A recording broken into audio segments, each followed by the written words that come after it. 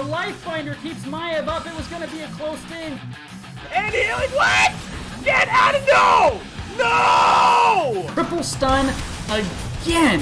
Big flanks coming out from the Blaze. It's a death metal, though. Death metal into the double, triple kill.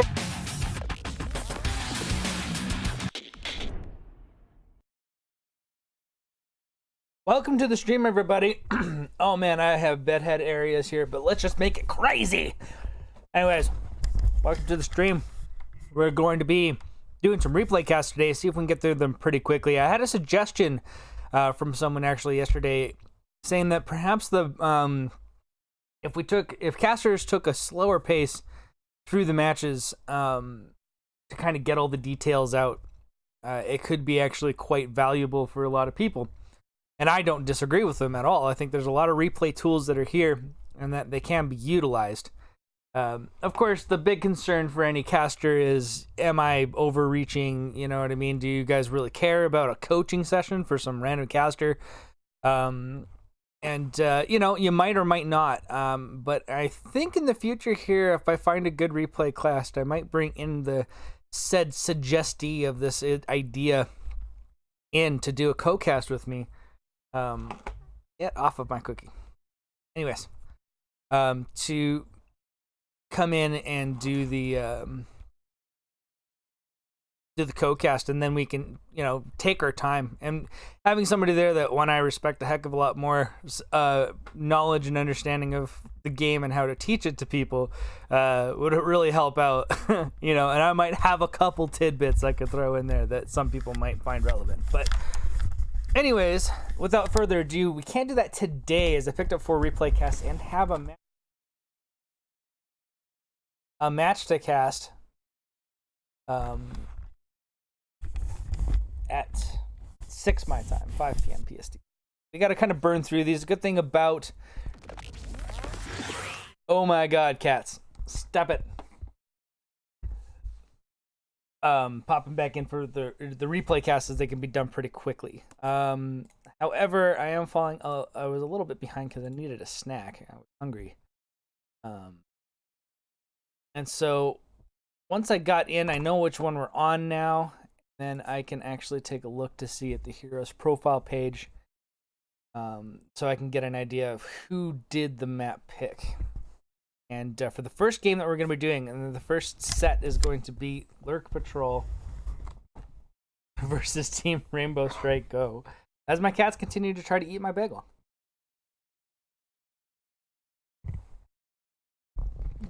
Anyways. Oh my god. Never going to get to this. I have 3 cats attacking.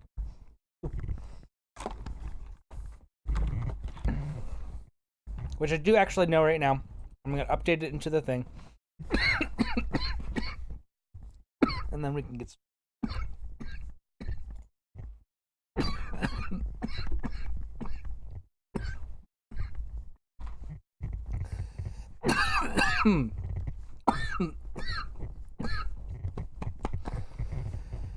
Alright, I'm good.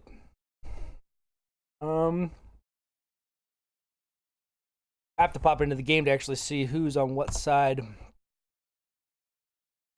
Okay, so Lurk Patrol's on the blue side, which isn't supposed to be the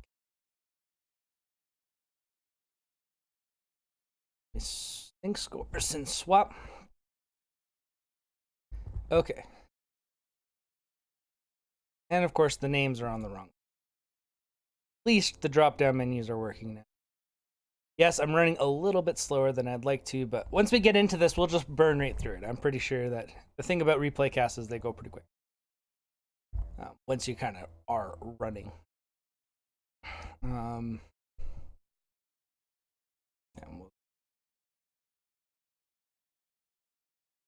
Other side. I'll fix these up as I see who's...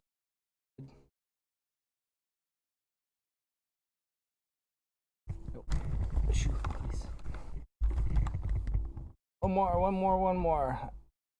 Apologize for the delay. Just gotta set up everything appropriately. I was just running a little bit behind. I wanted everybody to know where we were at. I'm not going to do the team name updates and stuff like that. I'll try to do that on the next screen. I'm not going to bring up that graphic. We're just going to read off who is where for the most part, as the drafts are still unknown, except you know kind of who is first pick, but it's not really sure what we got there. So here's this screen. I needed to update the match. So it was picked by blue. There you go. All right, let's get into the game so we don't have any more wasted time.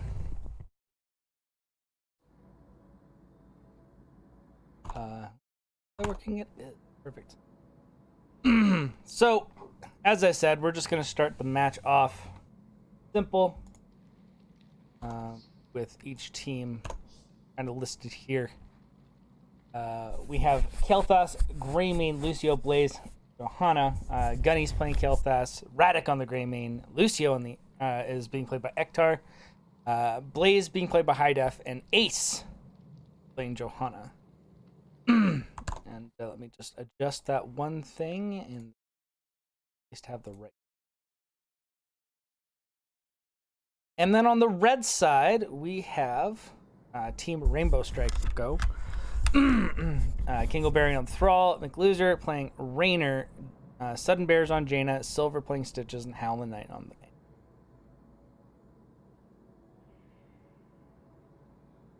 This is a long match, so buckle up, boys. This should be good. Let's just get going.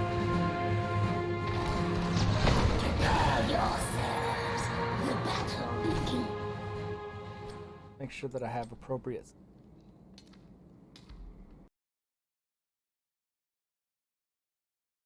Pause this, fix it in the here so everyone can properly. And we're good. Let's get to it. We already did all the team names. Know where we're going. I will be trying to snack through my food here, so I won't be maybe as in-depth as I'd like to be. I can bring up the talents right here. So because it's an old replay, the overlay isn't going to be proper. Nothing I can really do about it. Hello, Gola. Welcome to the match. Here we are getting started. A little bit behind. Sorry, everybody, but we should be able to run through this pretty quickly as long as not all of the games go 27 minutes. If that does happen and I get too close to the cast that I need to do this evening, I'll just drop whatever cast on the replays that I can't get to and then do it probably after I do the main cast. Just be Z back a bit. Sorry about the overlay, everybody. I'll pop up the talent screens every once in a while for the ones you can't see. As again, because this is a pre-patch, even though it's the tiniest patch, the overlays don't really work for some reason. And I don't really want to dink with it, and it's really not worth my time. And I hear that I can't even do anything about it anyways. So I'm going to quit ranting and get into the actual cast here. So good rotation so far. Nobody really looking for kills yet. It's a little early. Everybody wants to kind of like trying to not feed.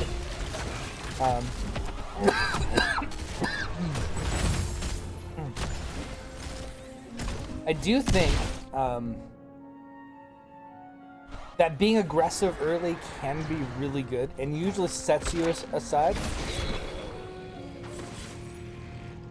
It can be yeah, there's the quick talents, but obviously based off how big this is, I can't leave this up long. So I'm just gonna give everybody a quick pass at it. You'll either recognize something or you won't.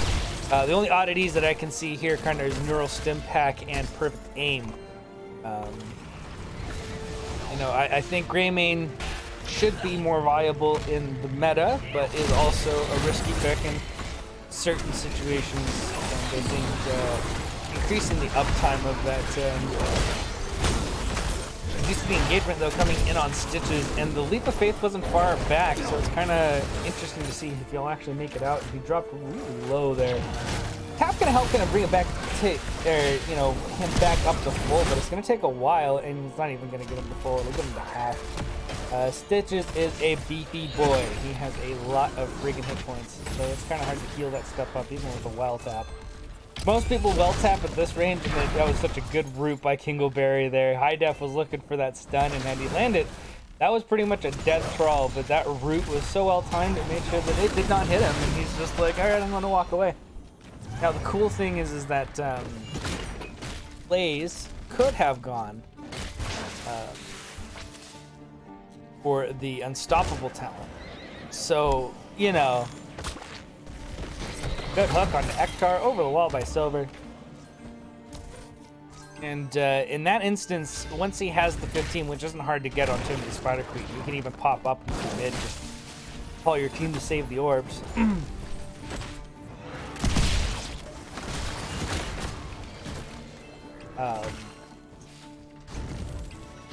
You would have new habits done, and then when he does that thing, you don't get rooted. They get a good thrall paying attention to Blaze. If he just lands his root on him every single time he tries to charge, it really kind of nerfs what he can do. Now, Kingleberry making a questionable rotation up here, guesses that they were going for it, but realizes, hey, you know what, I can take a look. You know, it was a risky in the sense that he could have been bursted down in that window had there been a big CC chain or anything up. But it ended up being quite good because the, you know, the thing about Thrall is if you don't have a lot of upfront burst damage, he's not going to die very quick. He's going to be able to heal himself through it. And so he just kind of turned around and was just like, hey, I didn't take any damage, so it's all good. Let's just turn around and kill Greymane. And that is going to be first blood. For Team Rainbow Strike Go.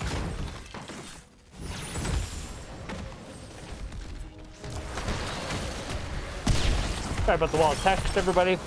Hook comes out from Stitches to see if he can land it onto somebody squishy there, but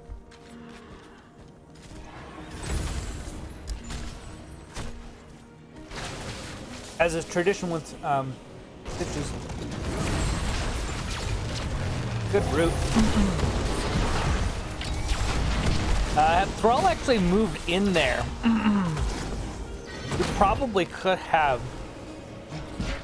gotten a kill there.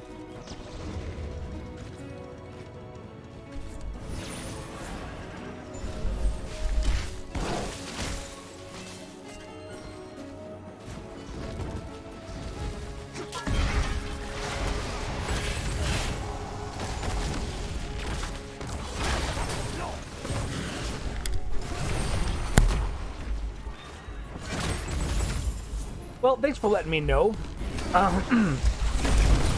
Yeah, I don't really... it's not like I can tell someone's gender just purely on their handle. As an example, Swagneros, the player who has that account, is female. But you don't just automatically think, oh yeah, that's totally a female handle, right?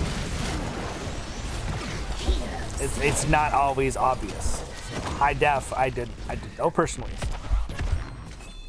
Interesting to know. I will try to refer to High Def as she in the future. Right? Any of these guys, Silver could be a female. I don't know. I've never heard Phil or Silver speak. McLoser could be, you know, a female. The Mick moniker is usually attached to last names.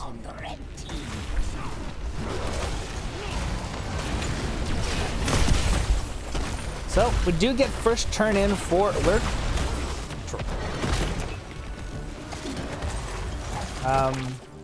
I think I saw a comment from Classic Gola earlier saying that the comp for Team Range First Strike Go is better. I find Stitch's comps are always a bit odd. If you're not really aggressively getting hooks, it's tough. Communication has to be a top point. Anduin, you know, has to be the follow-up in this situation, not something that is, you know, where it's not like Mouth, who's gonna land that route. Anduin can too as well. It's a pretty easy route to land, but you know what I mean. Like he's, I think, a harder hero to play effectively. Good push there by Lurk Patrol. They did get through the top lane there. And they did have 10s, so, you know, I think Team Rainbow Strike Go played that properly. They did not really feel like stepping up into ultimates. I think with Lucio, you can sometimes force that a little bit harder. Gather their gems. Yeah, I mean, this is, I don't know, this is a good draft, but it's hard to say it's better than this. Now, this is fantastic on this map, and actually traditionally beats Jaina when it comes down to, like, the safe poke damage. Jaina has to step up. Stitches can change the game on that, of course. With Earthquake, it's really good to be able to get those pickoffs, but we haven't seen any good hooks that have been able to be turned into anything, any kind of kills. And the thing is, it's not just roots you want stuns, and if you really look at it, they don't have hard stuns outside of Light Bomb. Bottom lane being pushed in, nice rotation from Lurk Patrol. They actually find Kingleberry. He's going to drop Earthquake to stay alive. Was stepping up, can definitely re-engage here. Lucio doing a nice little boot back, but Ektar is really low. Yeah, he's going to die. That's going to be the second kill for Team Rainbow Strike Go. High Depth doesn't look like she's going to be able to get out either. Great Putrid Bile to slow down everyone, and Ace is going to drop, and that is a ton of gems that were just completely lost by Lurk Patrol. See, that's where hooks become effective. And Stitches, if you use Putrid Bile, his positioning can be so good. And he can get in right on the back line, and you've got this just giant beefy target that you can't kill staring down at you, doing a decent amount of damage. And of course, if he's chasing, he's even nastier because you don't want to get hit by those hooks. But movement's somewhat predictable on the chase.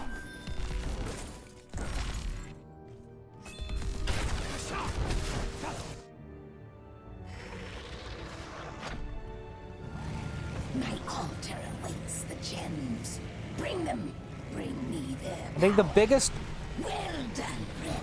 takeaway we can get out of that is the amount of gems lost by Lurk Patrol. But that was a really good engagement. They did find Thrall in a compromising position, and he did not have Earthquake available, which is his big survivability tool. If he doesn't have that available, you don't really want to be aggressive on Thrall. This camp is going to do a pretty good job pushing back this wave. In fact, it'll buy them time to clear up this bottom lane. Camp, the mid lane will be crashing here, and because of the catapult pressure in the top lane, the top web weaver isn't even going to make it to the wall by the time they get these cleared up. So a good turn of events for Lurk Patrol, and you can actually see they do walk away with, they're at now even experience, which they were behind up to this point. I agree, Light Bomb is an incredible ult. I do think that Light Bomb, generally speaking, has a significant amount of playmaking tools. It's very similar to Dragon Arrow, but hell of a lot easier to land appropriately with good communication. The thing about Dragon Arrow is it's all individual skill. If you've got someone that's good at picking up those Dragon Arrows and good at getting good value out of them, making sure they're guessing appropriately and landing long-range multi-stuns, it's an incredible playmaking ult. Light Bomb's very much the same thing. Now, the nice thing about Light Bomb is you combine it with other forms of aggression, and you can get in on the backline. I'm actually quite surprised with the fact that Anduin is high meta, and Light Bomb is a good ultimate, that Genji in particular hasn't really been more frequently seen. Here's a big engagement, 3-man stun into combustion from Blaze. That's a fantastic engagement. But Future Brawl does come out, and look at the pressure being applied there by that damage core of Thrall, Jaina, and Rainer. And that's just 3 nasty kills there. Just, they ran right into him. It looked like they had an advantage, and then Team Rainbow Strike Go just says, nope. You are a toasty, boys. And, or frozen ones, icicles, popsicles, whatever you want to call them. That's going to be a boss play, so a big loss of life there by Lurk Patrol. An unfortunate team fight. They just took it into a choke, and all of the damage was available. It was just there. And all 5 of these heroes actually do a significant amount of damage. Let's actually bring up the damage numbers quickly here. Yeah, I've been really impressed with this game. It's a high level of skill on both sides of the teams. They're mitigating losses. They're taking good team fights. They're manipulating their advantages well. This was well played. You know, you get the turn in to counter the boss, but the boss is good to grab here, as it's going to push down this fort and it's going to knock back the web weaver, and that does give you time to clear up the other two lanes. So, like, you know, both teams are playing incredibly well here. The kills definitely have been going in favor of Team Rainbow Strike Go. The team fights haven't been quite coming together for Lurk Patrol up to this point. And 16s are in favor of Rainbow Strike Go. And the one downside to getting these types of things too is, like, again, it's better to not have a boss pushing your top lane with a full 5-man push. But this Web Weaver phase pushes up the lanes and gives Team Rainbow Strike Go more opportunities to get gems.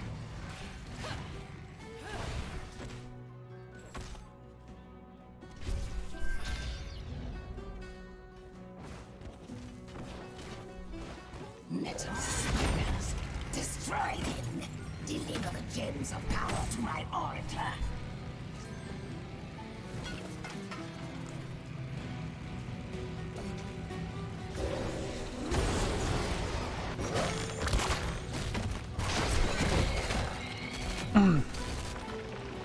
So, let's pull up the talent trees just in case everyone can't see them.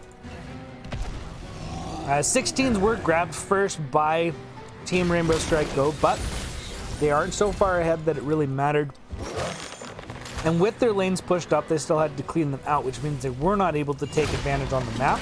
We saw a great rotation from Lurk Patrol into the bottom lane to steal that fort.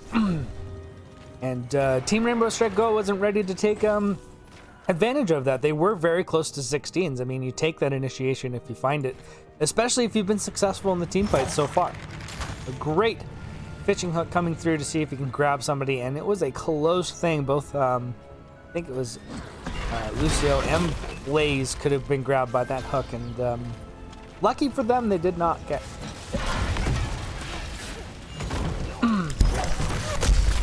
But that hook does come in on Gunny. That's a bit of a scary thing, but the initiation comes in from Lurk Patrol, just seeing if they can get something done. Combustion's going to come out, and Radic getting completely wrecked by the damage. But the damage over time abilities were good enough. We got a lot of value out of Hyperion there, bringing down tons of health bars on the side of Team Rainbow Strike Go. But again, it's a 3-for-1 trade.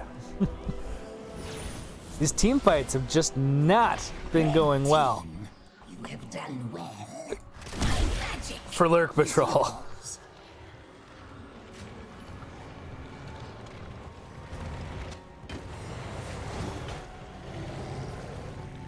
Go, my web weavers. Slaughter the blue team.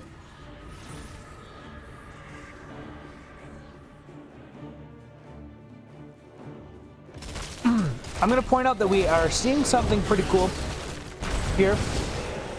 Despite losing all of that, this early take of the top fort has really been adding up for Lurk Patrol throughout this game. As we saw, it was pushed because of catapults, pushed back against this keep again. Which means this top web weaver, which after a big win of a team fight like that, you want to be pushing down structures, top lane, going through that keep, looking for a win. But because it was so far back, they couldn't posture for that. So now their only hope to do anything significant on the map is bot lane, which they can't even properly rotate to because mid fort is in the way. So, I mean, despite all of this, despite 12-3 in kills, they are 4 times less in kills. They are still perfectly fine. No keeps were threatened. The bottom keep was somewhat threatened, but all else as well. This is a good rotation from Team Rainbow Strike. Goes right on to Ace. He had to drop everything, but They just walked into a huge AoE chokehold, and all of the AoE combos from Lurk Patrol finally actually come through for the first time in this match, and it's the way they win. Like, Kael'thas is devastating in this corridor. You cannot walk through there, and I think Gunny was pointing out a good point there that Stitches has been dropping the spell power, but Stitches could not get anywhere near Kael'thas in that situation. So for once, we see all of his damage come to the fore, and it actually does a significant amount. That turns around the game significantly. Boss is available. No one has turned in yet. They're actually only one off. They could get it. They just need one gem. One gem, do the maths. And yeah, I definitely am going to be critical of that there, boys. You definitely want to make sure that you're getting that turn in plus the boss after a 5-man team wipe. The delay on this gives them an opportunity to respawn and actually clear this all up. In fact, look, you are not currently pushing with this boss. You have level 20 advantages and had a Web Weaver capable to be turned in at almost the exact same time. They were going to be up for the defense anyways. You just needed to be able to combo those two things together.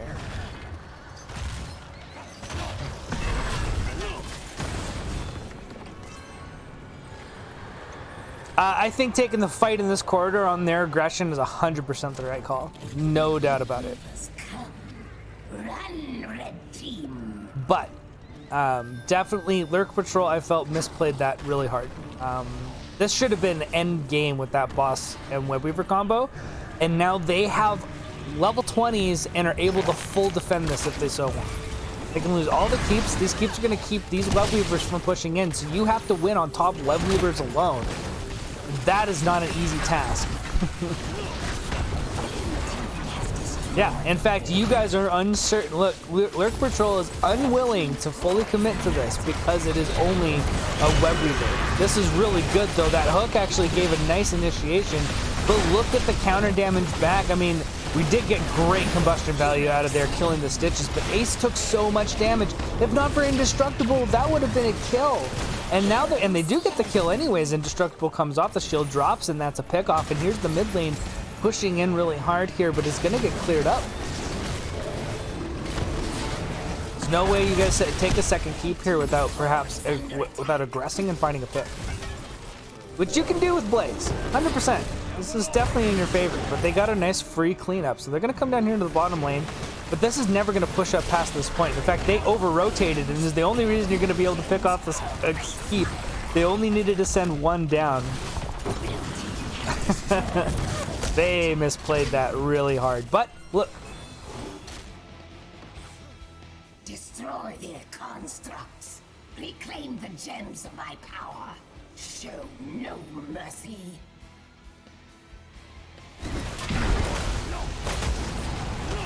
Get a tank. Yeah, 100%. You need to get the turn in to line up with the boss push. That was end of game, 100%. It is a lot of timing. I'm not saying that you guys didn't play a good game. I'm not trying to be overly critical here. My point being is optimal play in that situation is get the turn in plus boss, and you definitely had the space to do that with the 5-man team wipe. There's no argument there. You had the window to do it. They would have respawned, yes, but they wouldn't have 20, and you'd be pushing in the boss plus Web Weaver. If they're both hitting the keep at the same time, that's going to be a huge threat on the core, and they can't clear these lanes. But here we got another big engagement, and I was not paying attention because, you know, I'm trying to be a know-it-all and lecture, and I should just not. I apologize. Anyways, that was a really good kind of re-engagement there by, I think it was kind of a counter-engage. 2 kills for nothing. They just tanked through it. I mean, Stitches is just absolutely awesome.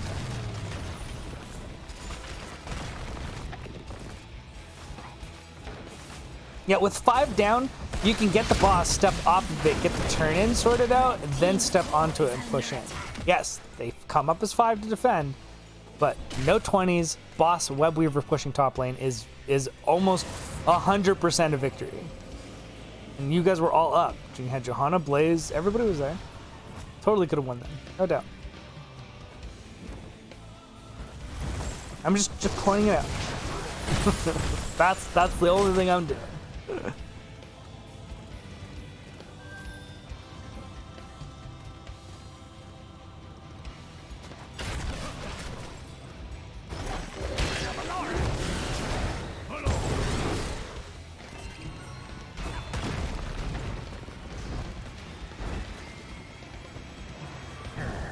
So 2 keeps to none, though, is still a pretty good position to be in.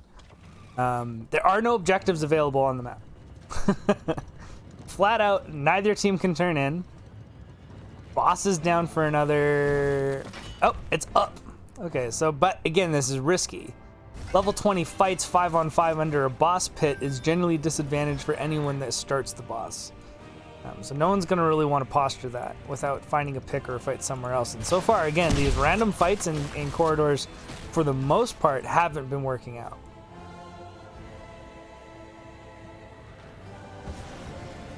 Let's pop up these talents really quick, although we might see a team fight popping in here very soon.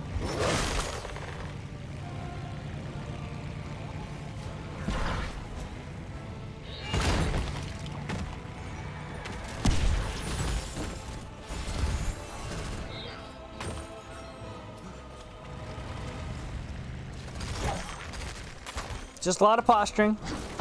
They're getting position here, perhaps, to see, but again, there's nothing that can happen until you take a fight. Now, the thing is Lurk Patrol doesn't have to do anything. They can just sit back here, wait for mistakes to happen. Clear up the gems, stall out the turn-in. And as long as they just kind of sit back and stall, like, they're generally going to be getting advantage in lane.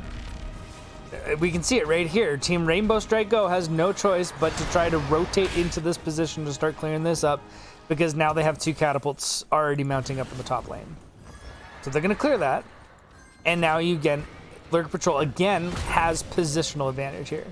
There's nothing the Team Rainbow Strike Co. can do without taking the fight. Now, they should be looking for it, and I don't know why they haven't been hooking. Air goes down to high def, but it's a Blaze. Blaze doesn't care. Stoppable comes out from Ace is the only target that was going to get hit, and that was a huge whiff of ultimates there by Team Rainbow Strike Go. I mean, they straight up dropped every ultimate except Light Bomb, and they got no value whatsoever out of it. Lucio's speed OP. I mean, it really keeps you out of danger in a lot of those situations. Only target that got hit, or the only 2 targets got hit by anything were Blaze and Johanna. Blaze, one of the highest hit point heroes in the game, period. With a lot of slows, disengages, and stuns. Here comes the aggression, though, onto the camp. They do get the conversion, and that means the advantage is actually somewhat in favor of Team Rainbow Strike Go, at least generally speaking, but they don't have ultimates, so this is still a risky push, and that gets super fast cleared by Lurk Patrol. There goes the hook onto Johanna, of course, which is traded out expertly by Ace.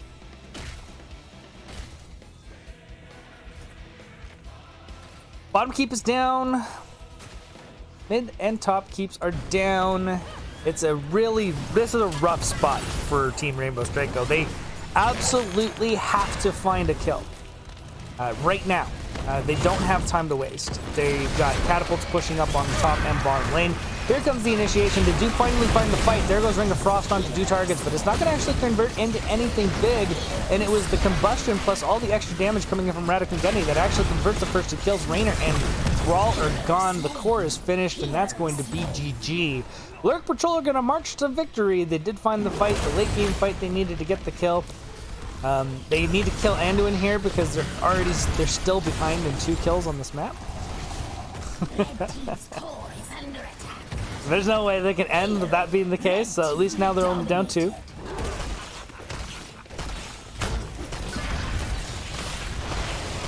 I mean, don't get me wrong, Lurk Patrol played a fantastic game. Like, they really did. Even in situations where they were losing major team fights, they were absolutely doing a wonderful job on the macro side of things, and they kept their structures up. They didn't lose late game gems, which is good.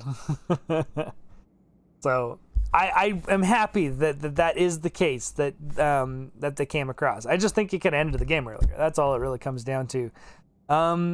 And Team Rainbow Strike Go, they had opportunities, but again, they didn't. They never felt like they were ahead in the macro, despite getting all those kills. They got that one boss in the top lane, but dropped a turn in against it, which means they didn't get any value out of that because they weren't controlling the lanes with the boss push. And it was an early boss, so it wasn't going to do a whole lot. That was their best macro play that they did all game. And it didn't do anything in the end. The boss didn't push. They didn't get anything out of it. So despite taking several victories, lots of victories in team fights in this game where they're getting 2 to 3 kills, they didn't get anything out of it. So in the end, it just didn't really matter. Despite having as much damage as they did, they weren't pushing the structures hard. We can see right here in the siege department, these two are doing good, but Kael'thas has matched almost both of their totals. He's 40,000 off matching both of their total. And then you have these two also picking up the extra macro damage. So, I mean, there's no doubt about it. Lurk Patrol was severely ahead when it comes into how much siege damage they were able to get out in the game. And it sort of evens us out a bit, which is nice. Anyways, I'm going to pop us to a We'll Be Back screen. So 63 growths is pretty nuts, so I agree, Gunny. Holy crap. Anyways, I'm going to tap us out to a We'll Be Right Back screen while I set up game number 2. I'll be right back, guys.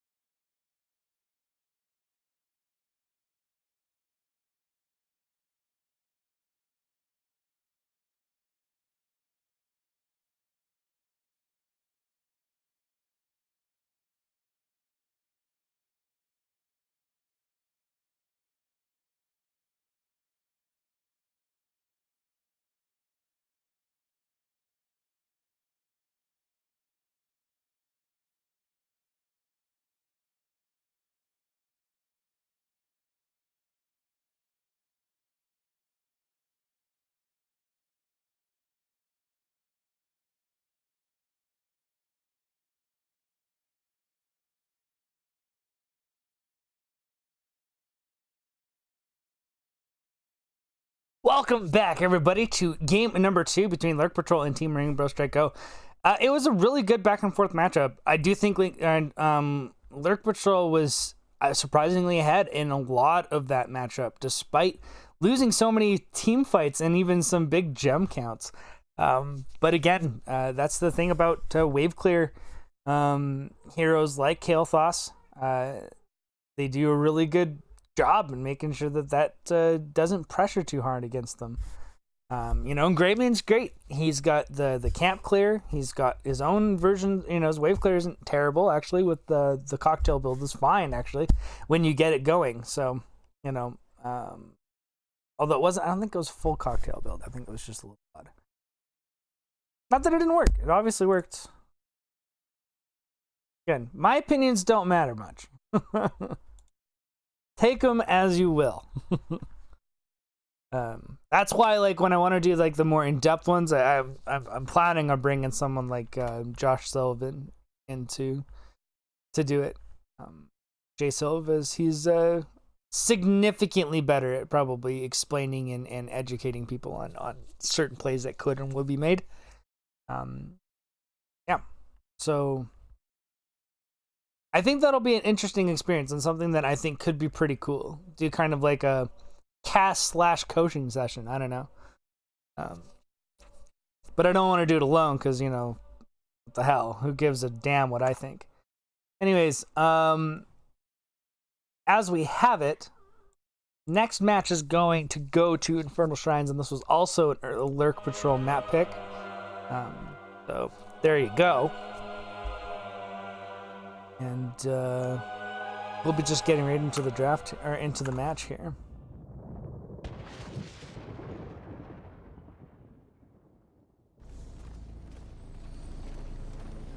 Now, here we are in game number 2. Again, sorry about the overlay.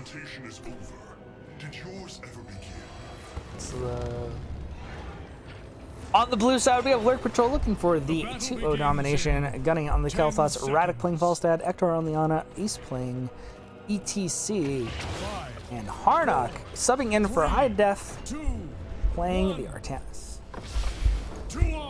On the red side, we have Team Rainbow Strike Go looking for the Equalizer. We have Kingleberry on the Leoric, Hollow Knight playing the Deckard, Anubrak being played by Silver, Sudden Bears on the Phoenix, and Medivh, being played by McLoser.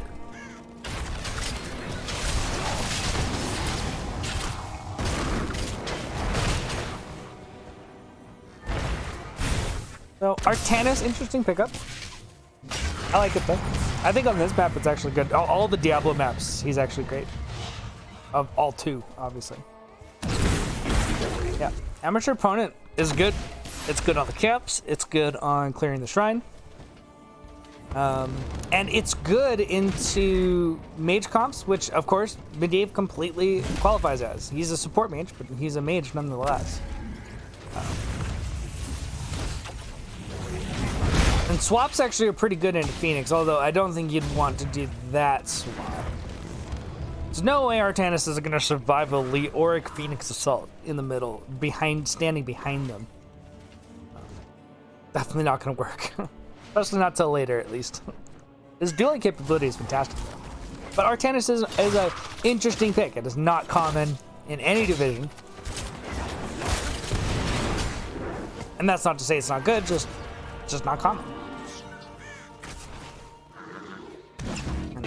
You value offlaners in particular for different things. One of the key characteristics of all offlaners is that they have to be able to side lane in the first place. Generally, you want beefier, tougher targets to be or heroes to do it, as they are also the most worried about ganks. So, high mobility with range is okay. Like Junkrat's not bad at offlaning. Phoenix is not bad at offlaning because they can actually get out. They can wave clear reasonably well, and they can get out of situations without getting engaged upon. But generally, things like Leoric, the Haka, Irel, Chen, Rexar, what most of these guys have in common is that they all have lots of health. and lots of survival and plenty of survivability tools to keep them alive in lane.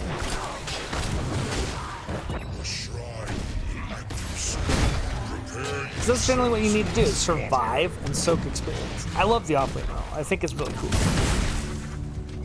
Of course, there's nothing, no game is complete without a slew of team fights, so you definitely want that power coming in from your offlane too as well.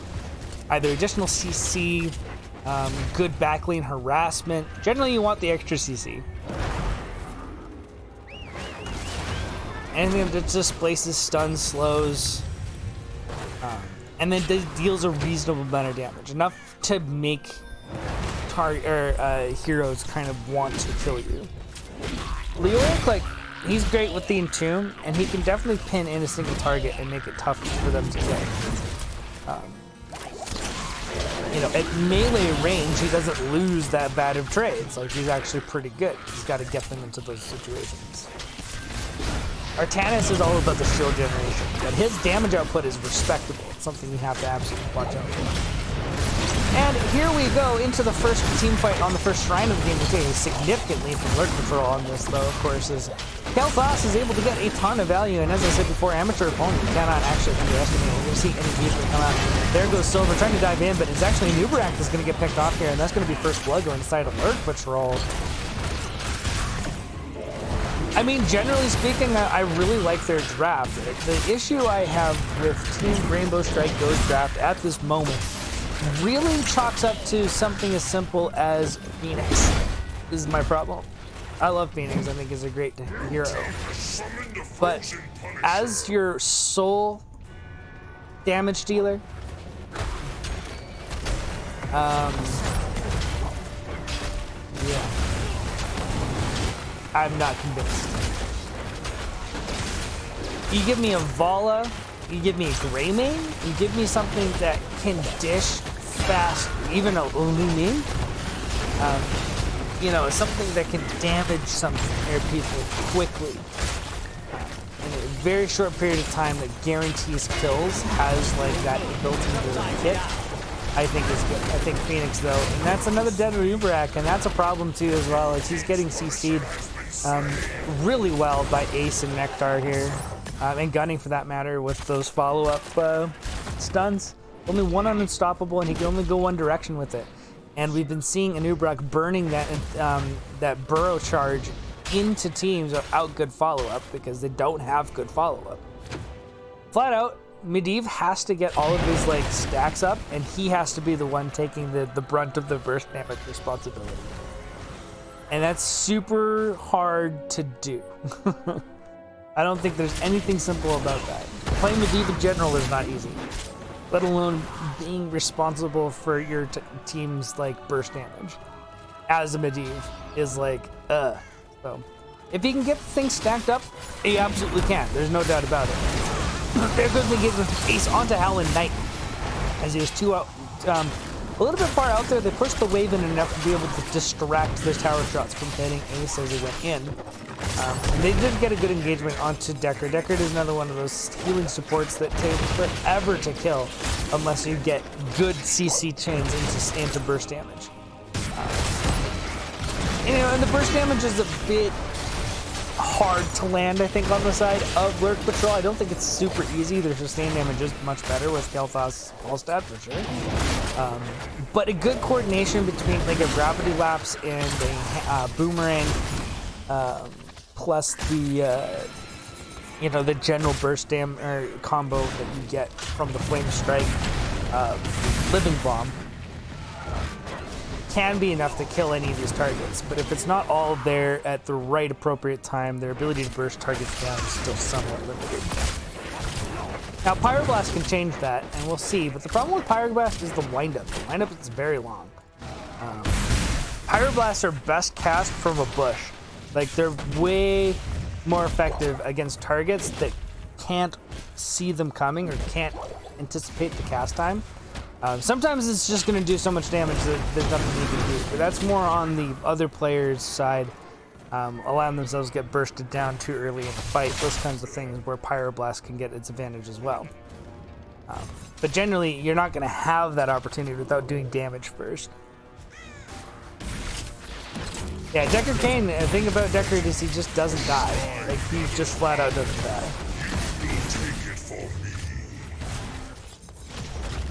I'm still struggling with this Phoenix. I mean, again, I hate saying it. I love Phoenix. Phoenix is great, and he can absolutely does an absolute monstrous amount of damage. But he doesn't bring a ton of just solo kill potential. And most people that play Phoenix at a high level all universally agree that without Arsenal synergy, you definitely don't have any ability to properly burst down targets.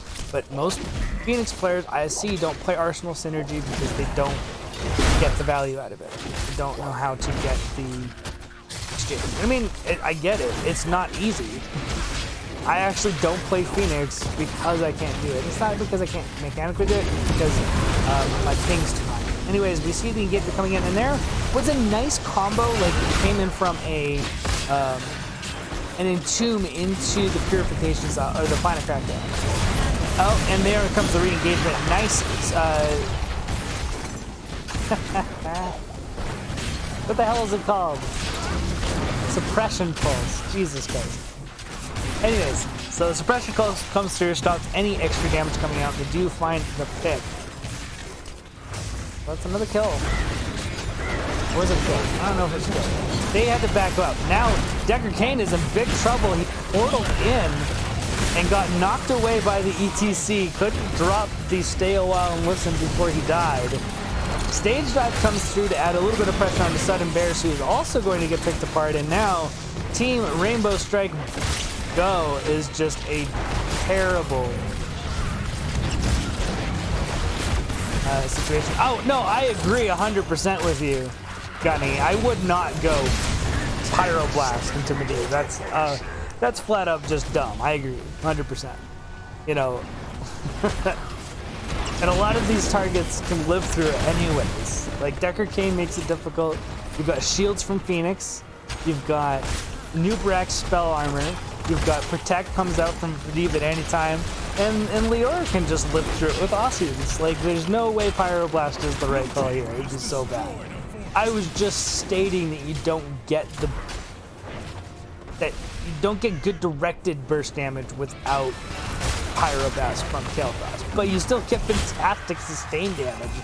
I mean, honestly, Phoenix is one of my favorite ultimates in the whole game because of its dual capabilities. It's great at sieging, and it's fantastic at poking down targets. It's not specific, and if there's more than one target in there, they bounce it between each other, you get less value. But that's Kael'thas for you. That's how he works. If the enemy team you're playing against is good at dodging all of the living bombs, then Kael'thas doesn't do as much. If they're good at avoiding the flame strikes, Kael'thas doesn't do as much. I mean, you can help enable that though with good CC, and that's what we've been seeing from Lurk Patrol this whole game, is their ability to be able to keep a target in place long enough for all of that burst, or all of that damage to come together and be a good burst, which he can't do for sure.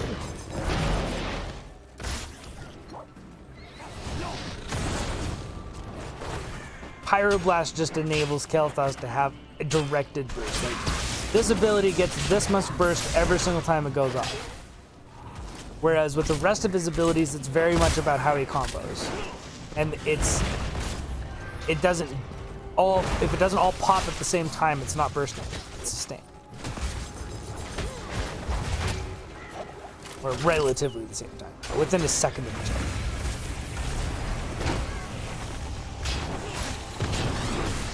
See, if it is Living Bomb, Gravity Lapse into Flame Strike, that's a burst combo. And Kael'thas damage is pretty good in this situation. Especially with, like, Nano Boost. Oh, I love it. Better check the damage. Take a look. Actually, it's Artanis. As we were kind of talking about before, Artanis is a good hero in dueling, and he's been able to do that with Lurk this whole time. And Lurk can't do jack shit against Artanis. And as Artanis ranks up, like, his scaling is insane. He becomes this crazy, unkillable monster at the end. Much like Sonya, who dishes just ridiculously good single target damage. Like, a Nubrak cannot stand toe-to-toe with a level 20 Artanis. Like, just dies. if he doesn't drop, you know, all of this, you know, a cocoon immediately on him, like, and kill someone else. Artanis is an absolute beast when it comes to like just certain solo targets that he matches up against. And the cool thing is in this matchup, he's actually good into both Lurk and Anub'arak.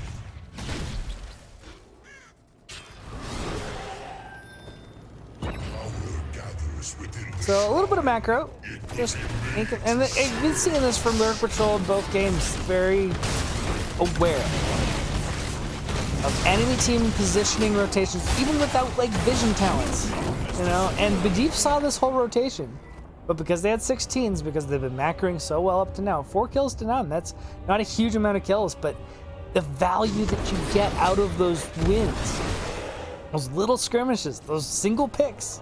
That's a hallmark of a good team. And I think Lurk Patrol, in the standing, has been showing that they're a very solid team. And I think in both game number 1 and 2, we've seen what makes, you know, good teams start to kind of come across, which is that ability to get value out of every advantage. Continue to do this, and you can be an absolute monster of a team.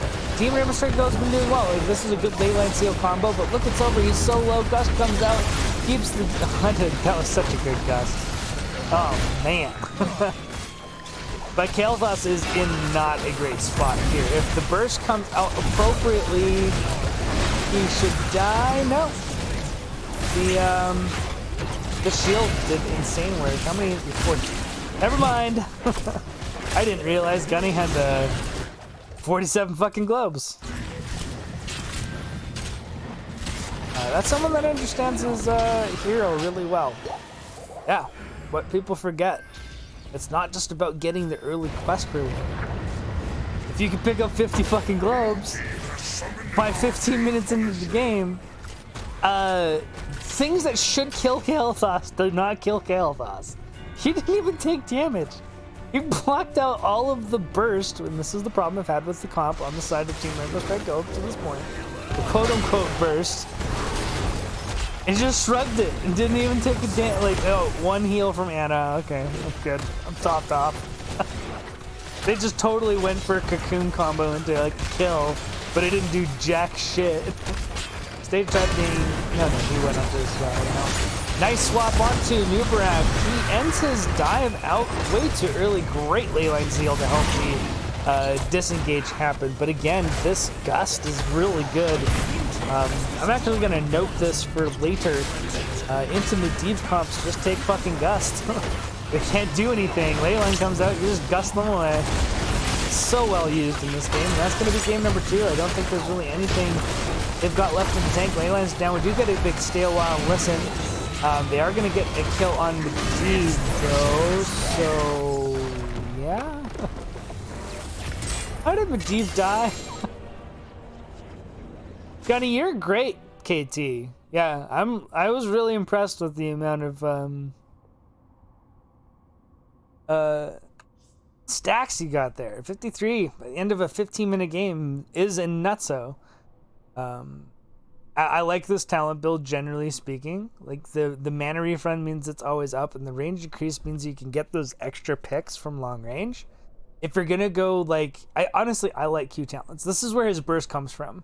And if you're really good at landing multi-hits with Flame Strike, this adds up to an absolute monstrous amount of damage, regardless of whether you have convection or not. So, fantastic there for sure. I'm a big fan. Fear of the Sunwell, again, is good. If you've got the CC, which you do, to guarantee someone has to stay in that thing for 2 strikes, man, it does a lot of damage. And we saw there, I think Medivh died because of it. Like, it flat out with CC into a long-range Flame Strike.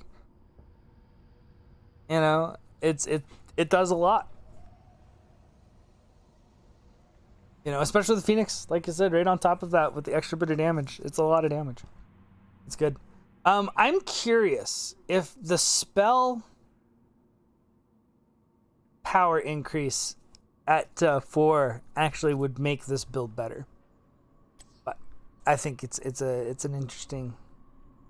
Or is it 7 too? Yeah, maybe that is the case, and then you don't get the burned flesh. Anyways, yeah, there's your talents. There's your statistics. Sorry, I don't know why I didn't go over the statistics originally. And yeah, Kael'thas again, like game number 1, comes out with top damage. And that's the thing, if there's no one dying on this side, Kael'thas is allowed to just sit there and do damage. He's gonna do exactly that, but those gusts were so good. I was really impressed with the gust play. Every single time that ley line hit, it did not matter. They would not get anything done. Gust came out. Well done, Lurk Patrol. Congratulations on the 2-0 victory. I'm not going to be doing any interviews, but seeing as you guys are all there.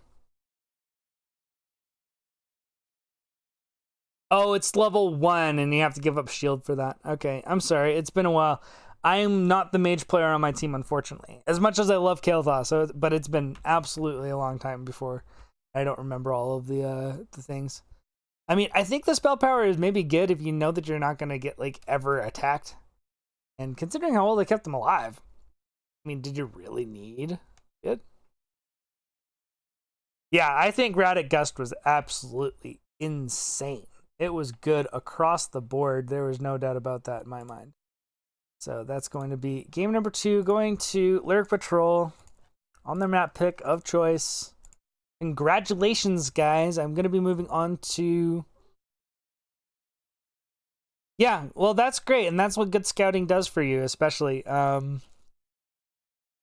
Yeah, Entomb Planet Cracker is, you know, can be a scary combo, but it is one of those things that can be just flat out ignored.